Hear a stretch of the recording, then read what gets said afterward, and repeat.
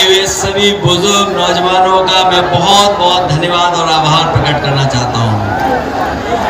इतना आंधी तूफान आने के बाद भी जहां आसमान में हम लोगों ने बिजली चमकते हुए देखा, लगातार बारिश हो रही है, उसके बावजूद भी कोई हटा नहीं, न कोई गया। मैं एक एक नारे के अपने तमाम साथियों का बहुत बहुत धन्यवाद और आभार प्रकट करना चाहता हूं। जब मैं आपके बीच में आया हूं तो आंधी तूफान भी साथ ही साथ आ गया और मैं ये सोच नहीं पा रहा हूं कि आंधी तूफान ये हम लोगों को रोकने के लिए आया था कि आप लोगों के आने की वजह से ही आंधी तूफान आ गया। हमारी पार्टी के अध्यक्ष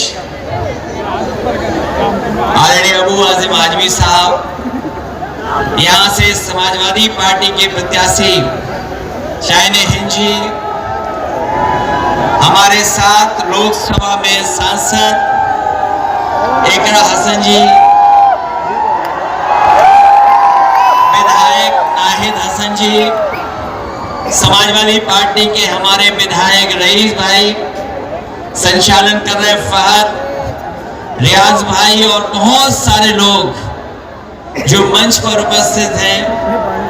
मैं किसी का नाम नहीं ले पा रहा हूं। हमारे सभी समाजवादी साथी, इस चुनावी जनसभा में आए हुए सभी हमारे आदरणीय बुजुर्ग नौजवान साथी और पत्रकार बंधुओं, आज जब चुनाव का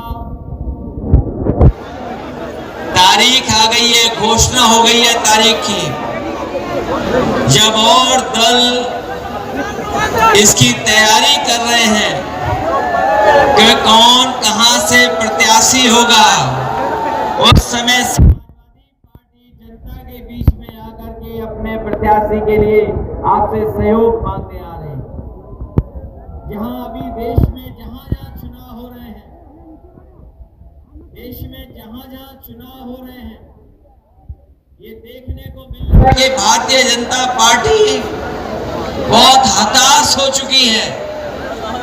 जहां भी भारतीय जनता पार्टी की जब से लोकसभा में उनकी हार हुई है, न केवल उनके अंदर हताशा है, निराशा भी है। इसीलिए वो चुनाव में हर हथकंडा अपनाने जा रहे हैं। हमने देखा कि हरियाणा का जो चुनाव पूरा का पूरा भारतीय जनता पार्टी के खिलाफ था, हारने वाली भारतीय जनता पार्टी हरियाणा जीत गई। इसलिए हम अपने महाराष्ट्र के लोगों से कहना चाहता हूं कि जहां हमें सावधान रहना है, वहीं हम लोगों को तैयारी भी रखनी है कि भारतीय जनता पार्टी किसी भी सीमा तक जा सकती है इंडिया गठबंधन और हमारे यहाँ के गठबंधन को हराने के लिए। जहां तक गठबंधन की बात है, मुझे खुशी है इस बात की कि इंडिया गठबंधन ने भारतीय जनता पार्टी का मुकाबला किया और भारतीय जनता पार्टी को पीछे करने का काम किया। जो 400 पार का नारा दे रहे थे, वो बहुमत की सरकार नहीं बना पाए, उन्हें दूसरे दलों का सहारा लेना पड़ा। यहां पर जो सरकार चल रही है, महाराष्ट्र में जो सरकार चल रही है, महायुति की सरकार, ये कोई सरकार जनता की चुनी हुई सरकार नहीं है।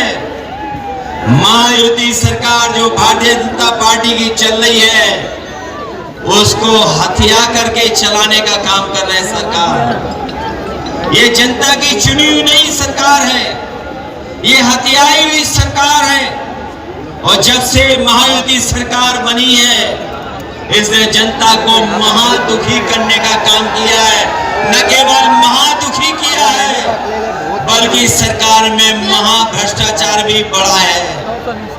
जो भारतीय जनता पार्टी के सहयोग से सरकार चल रही है, मैं आपको भरोसा दिला सकता हूं, महाराष्ट्र के लोग इनको हरा दो, महायुति हारेगी, यहाँ पर इनका गठबंधन हारेगा और चलने वाली दिल्ली की सरकार भी चलेगी नहीं, वो सरकार भी गिर जाएगी, वो चलने वाली नहीं है। इसलिए जहां देश का महाराष्ट्र का ऐतिहासिक चुनाव होने जा रहा है, ये महाराष्ट्र वो है जो लोगों को नौकरी देता था, लोगों को रोजगार देता था। आज महाराष्ट्र से ही कारखाने उद्योग छीने जा रहे हैं और यहाँ भी बेरोजगारी नौकरी के लिए भटक रहे लोग, और जो कारोबार उद्योग चल भी रहा था वो आज चल नहीं पा रहा है, बंद हो रहा है।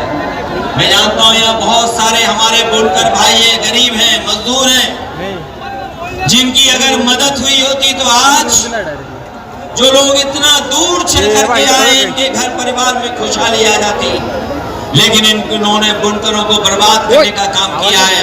मैं अपने तमाम बुनकर भाइयों को कहना चाहता हूं, जब भी समाजवादी लोग सरकार में आएंगे, दिल्ली में तो आवाज उठाएंगे ही उठाएंगे, लेकिन महाराष्ट्र में जब ताकत मिल जाएगी तो विधानसभा में अबू आसिम आजमी और आपके विधायक आपके लिए लड़ करके आपको न्याय के साथ साथ आपके घर परिवार में खुशहाली लाने का काम। आपके बीच आने से पहले बहुत सारे संगठन मुझे मिले हैं, बहुत सारे आपके बीच के बुद्धिजीवी, आपके बीच में कई संगठन चलाने वाले लोग मुझे मिले हैं। उन्होंने न केवल अपने बुनकर भाइयों की आवाज को हम तक पहुंचाने का काम किया, वही जिस तरीके से मॉब लिंचिंग से लेकर के हमारे आपके धार्मिक और उन पर समय समय पर जो सवाल खड़े करते हैं, भाषणों से हमारे आपके लोगों को अपमानित करते हैं, हम आपको भरोसा दिलाते हैं न केवल उत्तर प्रदेश में बल्कि देश में जब कभी भी आवाज उठाने का मौका मिलेगा, ऐसे सख्त कानून बनेंगे कि कोई मॉब लिंचिंग की तरफ या किसी के भगवान के या धर्म के खिलाफ कोई बोल नहीं पाएगा। जहां एक तरफ ये तमाम सवाल हैं, वही समाज को बांटने के लिए इन्होंने जो वक्फ को लेकर के एक देश में छेड़ने का काम किया है। जिस समय लोकसभा में बिल पेश हुआ था, हम लोगों ने उस समय भी आवाज उठाई थी और कहा था कि वक्फ का बिल जो आ रहा है, ये खासकर मुसलमान भाइयों को परेशान करने के लिए, उनके जमीनों को छीनने के लिए आ रहा है। ये भारतीय जनता पार्टी जमीनी पार्टी बनकर के जमीनें छीनना चाहती है। हम आपको भरोसा दिलाते हैं, जो बिल जमीन और सम्मान और आपके खिलाफ आया, उसकी भी हम लोग पूरी तरीके से विरोध कर करके उसके खिलाफ खड़ा होने का काम करेंगे। मैं इस मौके पर मैं आप सबका बहुत बहुत धन्यवाद और आभार प्रकट करना चाहता हूँ। मैं देख रहा हूं बारिश रुक नहीं रही है, बादल और बिजली चमक रही है, अभी भी बादलों से आवाज सुनने को मिल रही है। ये आपकी आवाज से बादलों में आवाज मिल रही है और हम आपको भरोसा दिलाते हैं कि समाजवादी पार्टी यहां से चुनाव लड़ेगी और हम लोग आपके बीच में आकर के दोबारा काम करेंगे। आज तो केवल बारिश आई है, लेकिन मैं जानता हूं जब वोट पड़ेगा तो मालेगांव के लोग, हमारे अपने लोग एक एक वोट की बारिश कर करके समाजवादी पार्टी को जिताने का काम करेंगे। ये बारिश हमें भरोसा दिला रही है कि जब वोट पड़े तो बारिश की तरह वोट पड़ेगा, जैसे बूंद गिरी है वैसे ही वोट भी भारतीय जनता पार्टी के खिलाफ पड़ेगा। मैं इन्हीं शब्दों के साथ जो बारिश में खड़े हैं लोग, मैं इतनी कार्यक्रम को सफल बनाने का काम किया, जहां हमारी सब व्यवस्था खराब हो गई, उसके बाद भी आप लोग मौजूद हैं। मैं आप सबका बहुत बहुत धन्यवाद देता हूं। साथ ही हम अपनी पार्टी के प्रत्याशी शाहीन हिंद जी का धन्यवाद देता हूं। हमारे साथ मंच पे रईस शेख साहब हैं, रियाज साहब हैं और जो हमारे और साथी हैं जो समाजवादी पार्टी से चुनाव लड़ रहे हैं, मैं इनके लिए समाजवादी पार्टी की टिकट देने का भी फैसला लेता हूं। अबू आसिम आलमी ने जो सिफारिश की है हमारे रईस शेख साहब की, उनके साथ ये हमारे दूसरे साथी हैं रियाज आजमी जी, भिवंडी वेस्ट के हैं।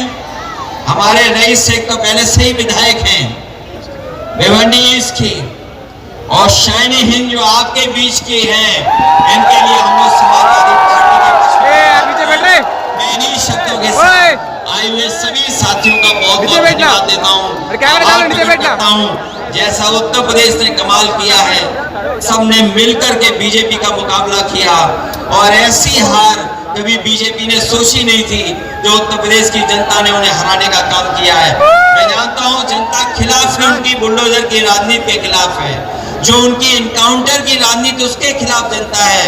और न केवल ये काम इसलिए किए जा रहे हैं कि आज जनता महंगाई का सवाल न पूछे, आज जनता बेरोजगारी का सवाल न पूछे, और इसीलिए ये नफरत फैलाने का काम कर रहे हैं। मुझे पूरा भरोसा है महाराष्ट्र की जनता भी नफरत की राजनीति को खत्म करेगी, और ये जो नेगेटिव नैरेटिव की राजनीति कर रहे हैं भारतीय जनता पार्टी के लोग, उसको खत्म करने का काम करेंगे। इन्हीं शब्दों के साथ हम अपने बुनकर भाइयों को भरोसा दिलाते हैं कि बुनकर भाइयों की आर्थिक स्थिति को बेहतर करने के लिए अभी बिजली में सब्सिडी मिल रही है, अगर इससे भी ज्यादा बिजली की सुविधाएं देने का काम होगा, और अगर उत्तर प्रदेश की तरह जो उत्तर प्रदेश में सुविधा मिलती बुनकरों की, अगर वो सुविधाएं मिल जाएंगी तो हमारा बुनकर भी खुशहाल हो जाएगा। उस दिशा में हम लोग काम कर करके आपकी मदद करने का काम करेंगे। बहुत बहुत आपको धन्यवाद देना चाहते हैं।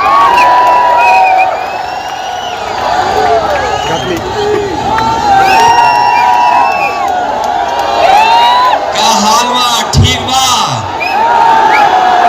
अरे अपने लोग हैं, सब समझते हैं।